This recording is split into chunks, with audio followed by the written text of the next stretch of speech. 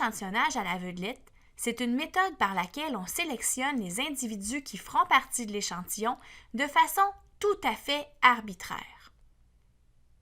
Lorsqu'on interroge des individus passant dans la rue, à la porte d'un commerce ou dans une manifestation par exemple, on fait un échantillonnage à l'aveuglette. C'est une méthode qui est souvent utilisée par les journalistes pour dresser un portrait de la variété des opinions que les gens peuvent avoir sur un sujet d'actualité.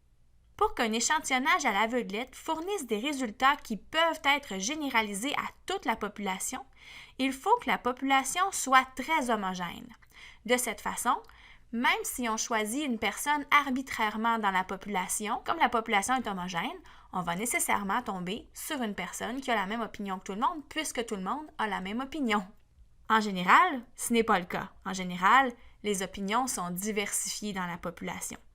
Il faut donc habituellement limiter la portée des résultats qu'on obtient avec l'échantillonnage à l'aveuglette en gardant en tête qu'il ne concerne que les individus interrogés. Et vous verrez en consultant plusieurs vox pop que c'est mieux comme ça la plupart du temps.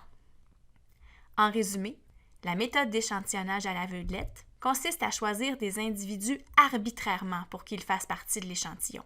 C'est donc une méthode non aléatoire. Et ça produit un échantillon qui ne représente pas bien la population, sauf dans de rares cas où la population est homogène. Donc, l'échantillonnage à l'aveuglette fournit des résultats qui ne peuvent habituellement pas être généralisés à la population qu'on étudie.